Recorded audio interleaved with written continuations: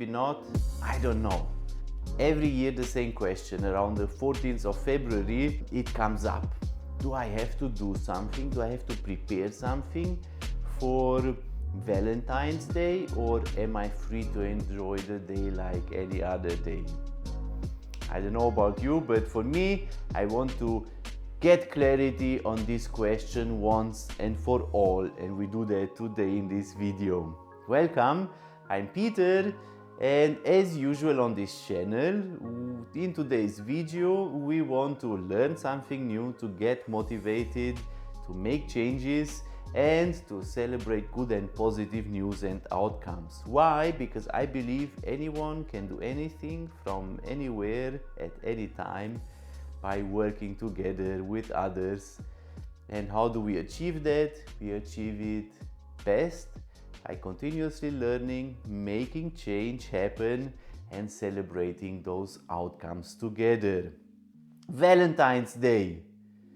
Should I or shouldn't I? That's the starting point, this inner discussion you have with yourself.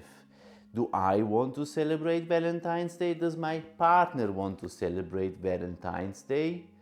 And you know what? Rather than keeping these thoughts to yourself, thinking about it for yourself, my first tip for you is to talk with your partner.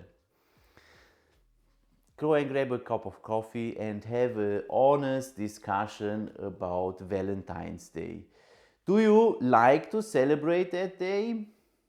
What's your what do you wait for, or do you don't like this day at all? Should we rather not do anything? These are questions you should articulate in the most clear way possible. Being with someone together, especially for a longer period of time, I am married now for 12 years, you tend to have this thought and feeling that your partner should know you by now. They should know what you think, they should be able to read your mind, and if they don't do it right, then what's wrong with them? That's what might happen. So a clear and open conversation is vital to a great outcome. And when you have the talk, please don't code your messages in the same way, thinking she or he or your partner should understand what you mean by saying those things. Be as clear as possible. That was my experience from past Valentine's days and the confusions that happened. Be as clear as possible with what you like and what you don't, and what you would expect your partner to do. Second question, do we need a Valentine's Day? I mean, what's wrong with us celebrating our love and relationship more often than once a year? And by the way, if you celebrate your relationship only once a year on Valentine's Day, you might have a problem. You might think about, actually, we should do that more often. My wife and I, we have a clear routine, and we stick to one agreement that we have every week a date together. No matter how difficult the week is, no matter how difficult our children were, we try our best to have that one evening, even just for half an hour, to just celebrate being together. Maybe having lunch or dinner at home, having a coffee somewhere. There are many ways how we do that, and our experience is that it's really helping, reminding us of love and how great it is to have each other. Do we need a special day for it? No, but is a special day nice? Something like Valentine's Day? Of course it is. I mean, what's wrong with celebrating Valentine's Day, a special day for those who are in love? That's a great opportunity to do something. And if we can, if we have time, and there are many ifs, Why not? Why not? Let's do that. We celebrate Valentine's Day on Valentine's Day because it's a great the opportunity to celebrate love and relationships, even knowing that we do that with many other couples and those who are in love on this day. That's beautiful, isn't it? So, by all means, do whatever and however you feel like. I believe every relationship is as unique as we as individuals are. So celebrate that uniqueness of yours.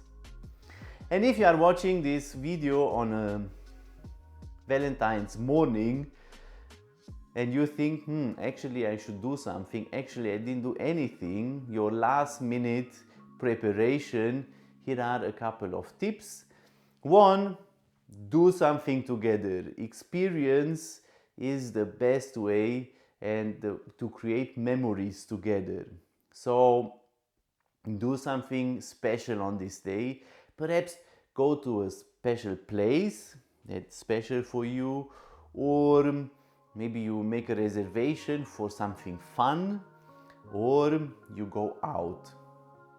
If you are married, just hire a babysitter. That would be one of the greatest presents you can make to your partner, and enjoy the day together with whatever you spontaneously decide to do. If you think about buying stuff, rather don't do it. Usually we have enough stuff, we don't need things, and like I said, experience is much more important. But if you think about buying something, it should be something special for you, for your relationship, for your story together, or for your partner. It doesn't have to be something expensive, it has to be something with meaning. Or again, you prepare something, you do something that shows you put some time in it, you thought about it. Maybe you cook something, maybe you prepare a workshop you can do together. All ideas you can do today, even in a spontaneous decision. But why do we have such a day as Valentine's Day? From where does this tradition come from? Let's dive into the history of Valentine's Day. That's the educational part in today's video. So Valentine's Day goes way back before Christ into the Roman Empire and has its roots in a pagan festival. Later, this was adopted and changed by the first Christians after Rome adopted Christianity as state religion. Lupercalia is an ancient Roman festival that was conducted annually on the 15th of February. The superintendents of a corporation of priests called Luperci. The origins of the festival are obscure, although the likely derivation of its name from lupus, wolf, has variously suggested connection with an ancient deity who protected herds from wolves, and with the legendary she-wolf who nursed Romulus and Remus, the founders of Rome. As a fertility rite, the festival is also associated with the god Faunus. Who is Valentine? The festival, which celebrated the coming of spring, included fertility rites and pairing off of women with men by lottery. At the end of the 5th century, Pope Gelasius I forbid the celebration of Lupercalia and is something attributed with replacing it with Saint Valentine Day, but the true origin of the holiday is vague at best. Valentine's Day did not come to be celebrated as a day of romance until about the 14th century. Valentine's Day is celebrated on Sunday, February the 14th. Although there were several Christian martyrs called Valentine, Valentine's Day may have taken its name from a priest who was martyred about 270 CE by the Roman Emperor Claudius II Gothicus. Other accounts hold that it was Saint Valentine of Terni, a bishop for whom the holiday was named, though it is possible that the two saints were actually one person. So that's the educational part of our video. Before we move on, before we close today's video, I would like to make a book recommendation for you on this Valentine's Day. Perhaps you can read it as a couple or just alone. I really enjoyed Jostein Garden, Das Orangenmädchen. I read it in German, The Orange Girl. It's a novel translated in many languages, and a movie is based on it, which was published in Norway in 2009. And it tells the story of a young boy, young Olaf, who at the age of 15 finds a couple of letters from his father, who died when Olaf was only 4 years old because of cancer. And the story practically tells these two stories. One is in the present, has his challenges as a young man facing love, trying to find his way and his identity, and thinking about the meaning of life and how to talk to girls. And then we have the other story, which his father writes. Is the story of the Orange Girl. And throughout that story, almost to the end, you always ask yourself, who is that girl? Does his father just tell a love story his mother doesn't know? Or is his mother the Orange Girl? And was it a happy end? Did they find a way to live together or not? The story starts entering a tram, and seeing there a beautiful girl with oranges in her hand, in a bag. And when he tries to help her after the train stopped, suddenly all oranges fell on the ground. And since then, he tries to find her, and he tries to spend time with her, and he falls in love. All that time, his father writes also about the feelings he has when he's writing those letters to his son. And it's really touching for me as a parent. Reading that, I always start to think about my relationship with my children and what the future might bring. His father writes, the reason I wasn't crying wasn't just because I knew I might soon be leaving you. I cried because you were so young. And I cried because the two of us couldn't have a proper talk. And throughout the novel, the question arises, is life worth living?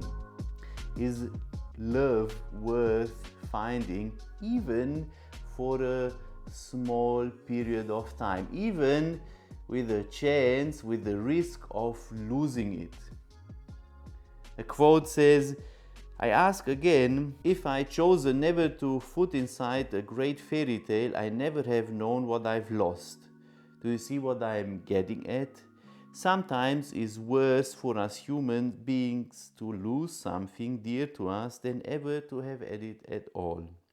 And I ask again, what would you have chosen if you had the chance? Would you have elected to live a short span on earth only to be wrenched away from it all, never ever to return? Or would you have said, no, thank you. You have only these two choices. Those are the rules. In choosing to live, you also choose to die. Enjoy this book. I really recommend it, especially on Valentine's Day. The Orange Girl from Jostein Garder. That's it for today. I hope you enjoyed this video about Valentine's Day. I hope it was a little bit informative. We learned something new and can implement some positive changes in our lives. If you found this video informative, please subscribe. It would be awesome to do that. you could be the 6th subscriber on this channel. How amazing would that be? I'm so excited about this journey, and I'm looking forward to publish regularly twice a week and enjoy the journey with you as a community.